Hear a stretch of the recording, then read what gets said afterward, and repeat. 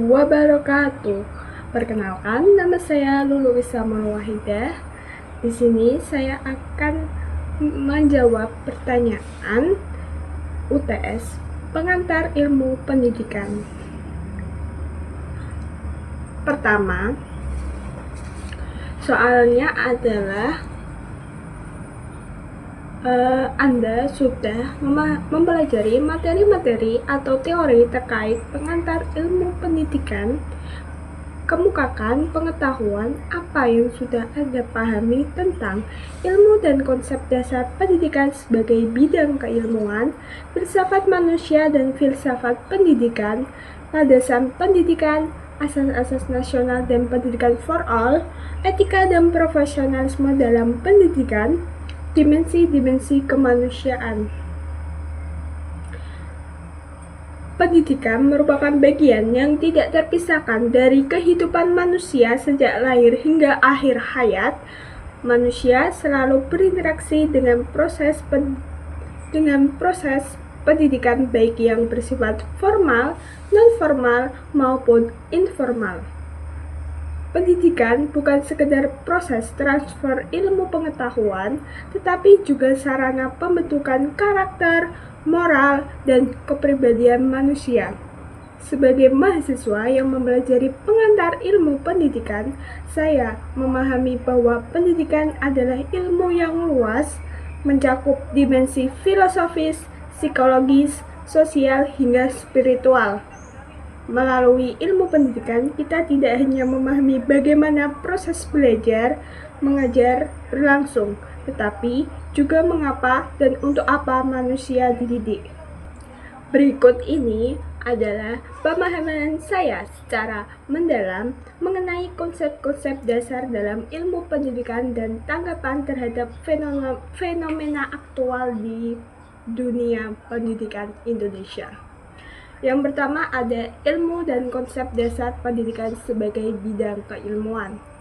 Ilmu pendidikan merupakan cabang ilmu yang mempelajari proses pembinaan manusia secara sadar dan terencana agar berkembang sesuai dengan potensi, nilai, dan norma yang berlaku di masyarakat.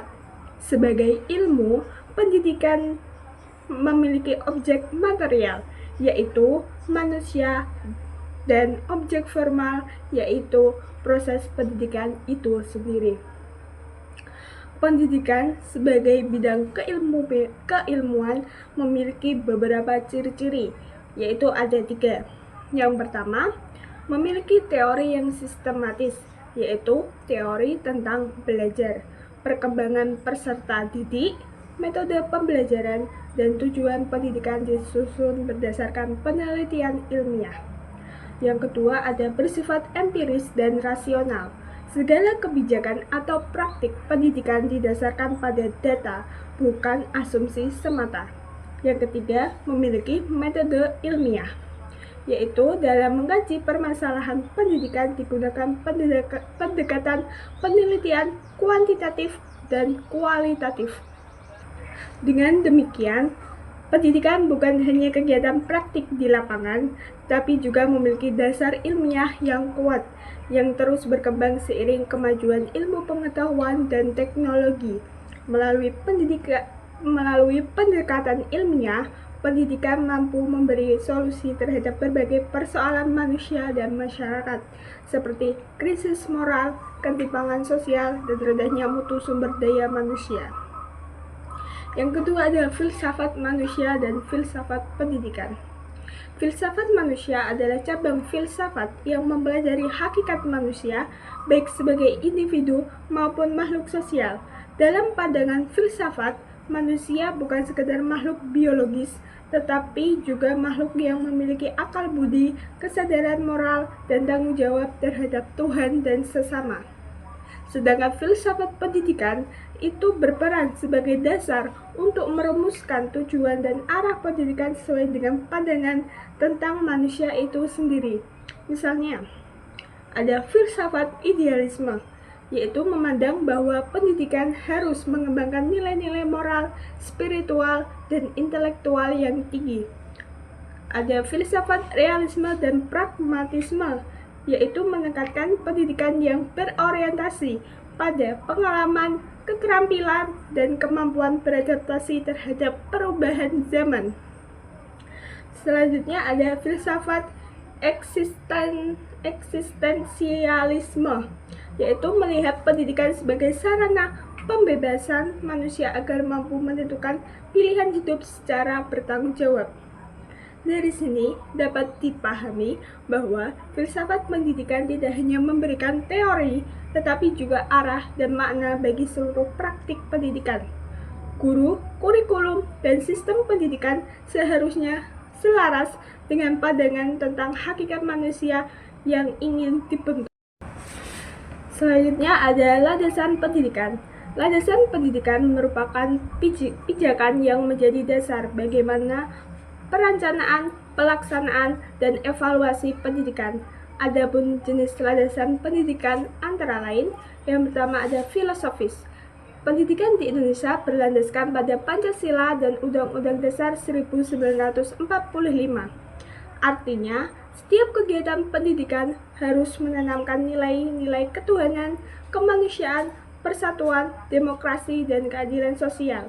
Nilai-nilai inilah yang menjadi arah utama pembentukan karakter bangsa. Yang kedua adalah landasan yuridis, diatur dalam Undang-Undang Nomor 20 Tahun 2003 tentang Sistem Pendidikan Nasional yang menegaskan bahwa setiap warga negara berhak memperoleh pendidikan dan pemerintah wajib menyelenggarakan secara adil dan merata. Selanjutnya ada landasan psikologis. Pendidikan harus memperhatikan tahap-tahap perkembangan peserta didik. Anak, remaja, dan dewasa memiliki karakteristik belajar yang berbeda, sehingga metode pembelajaran pun harus disesuaikan. Selanjutnya, landasan sosiologis dan kultural. Pendidikan tidak dapat dilepaskan dari budaya dan nilai-nilai masyarakat. Kurikulum dan kegiatan belajar hendaknya relevan dengan kebutuhan masyarakat dan perkembangan sosial budaya bangsa. Dengan memahami landasan ini, guru dan calon pendidik dapat melaksanakan pendidikan yang tidak hanya efektif secara akademis, tetapi juga relevan secara moral dan sosial. Selanjutnya ada Asas Nasional dan Pendidikan for All. Asas Nasional Pendidikan berpijak pada Pancasila dan Undang-Undang Dasar 1945 Pasal 31 yang menegaskan bahwa setiap warga negara berhak mendapatkan pendidikan. Asas ini menjiwai seluruh sistem pendidikan di Indonesia, termasuk tujuan pendidikan nasional sebagaimana tercantum dalam UU Sisdiknas. Salah satu prinsip penting adalah pendidikan harus bersifat inklusif dan berkeadilan. Prinsip ini sejalan dengan gerakan Global Education for All, pendidikan untuk semua, yang digagas oleh UNESCO. Pendidikan for all yaitu tidak membedakan jenis kelamin, agama, suku, kemampuan fisik, atau status sosial. Mereka berhak memperoleh pendidikan yang bermutu. Informasi di Indonesia diantaranya ada program wajib belajar 12 tahun, pendidikan inklusif bagi anak berkebutuhan khusus, program Indonesia Pintar, dan kebijakan Merdeka Belajar yang memberi ruang bagi peserta didik untuk berkembang sesuai potensinya. Tujuan akhirnya adalah membangun masyarakat yang cerdas, berdaya saing, dan berkarakter. Selanjutnya ada etika dan profesionalisme dalam pendidikan. Etika pendidikan menuntun setiap guru dan tenaga pendidik untuk bersikap sesuai dengan norma moral, sosial, dan profesional. Guru adalah figur panutan sehingga perilaku dan tutur katanya menjadi contoh bagi peserta didik. Beberapa prinsip etika dan profesionalisme guru antara lain: menjunjung tinggi integritas dan kejujuran. Guru tidak boleh menyalahgunakan wewenang, apalagi melakukan kekerasan atau diskriminasi terhadap siswa. Yang kedua ada menjadi teladan dalam sikap dan perilaku. Siswa belajar bukan hanya dari apa yang diajarkan, tetapi dari siapa yang mengajarkan. Yang ketiga ada menghormati hak peserta didik. Setiap anak berhak untuk dihargai, didengar pendapatnya, dan dilindungi dari perlakuan yang tidak adil. Yang keempat ada pengembangan kompetensi profesional. Guru harus terus belajar agar mampu menyesuaikan diri dengan kemajuan teknologi dan kebutuhan zaman. Ada 4 kompetensi utama profesionalisme guru. Yang pertama ada pedagogik, yaitu kemampuan mengajar dan memahami peserta didik. Yang kedua ada profesional, penguasaan materi ajar. Yang ketiga ada sosial, kemampuan berinteraksi dengan baik. Yang keempat ada kepribadian, integritas, dan teladan. Guru yang etis dan profesional akan menciptakan suasana belajar yang positif, inspiratif, dan membangun karakter peserta didik secara menyeluruh. Selanjutnya ada dimensi kemanusiaan. Pendidikan bertujuan mengembangkan seluruh potensi manusia secara utuh. Oleh karena itu, terdapat beberapa dimensi kemanusiaan yang harus diperhatikan. Yang pertama ada dimensi spiritual, yaitu menumbuhkan keimanan dan ketakwaan kepada Tuhan. Yang kedua ada dimensi intelektual, yaitu mengembangkan kemampuan berpikir kritis, logis, dan kreatif. Yang ketiga ada dimensi moral, yaitu membentuk karakter dan nilai-nilai etika. Yang keempat ada dimensi sosial, yaitu melatih empati, gotong royong, dan kepedulian terhadap sesama. Yang kelima ada dimensi estetika, yaitu mengasah kepekaan terhadap keindahan dan seni. Yang keenam ada dimensi fisik, yaitu membina kesehatan dan keterampilan jasmani. Pendidikan yang baik tidak boleh hanya fokus pada pencapaian akademik, tetapi juga pada pembentukan manusia yang berkarakter, berperasaan, dan bermoral. Inilah yang disebut pendidikan humanistik, pendidikan yang menempatkan manusia sebagai pusat dan tujuan utama. Selanjutnya adalah pertanyaan yang kedua, yaitu pertanyaannya, kita menjumpai di masyarakat ada orang yang baik dan ada orang yang jahat. Mengapa bisa demikian? Guru harus mengupayakan agar murid-muridnya ke depan menjadi orang baik. Upaya-upaya apa akan Anda lakukan kelak sebagai guru agar murid-murid Anda menjadi orang baik? Jawabannya adalah, dari situ kita dapat dilihat adanya perbedaan antara orang baik dan jahat merupakan hasil dari interaksi kompleks antara faktor internal dan faktor eksternal. Dari faktor internal meliputi hati nurani, nilai moral, dan kontrol diri. Sedangkan faktor eksternal meliputi keluarga, lingkungan sosial, media, dan pengalaman hidup. Sebagai calon guru, upaya untuk membentuk siswa menjadi pribadi yang baik dapat dilakukan melalui berbagai pendekatan, antara lain memberi teladan nyata, yaitu guru harus menjadi figur yang disiplin, jujur, dan santun. Keteladanan lebih efektif daripada nasihat semata. Yang kedua ada menanamkan nilai moral dan spiritual melalui pembelajaran dan kegiatan yang ada di sekolah.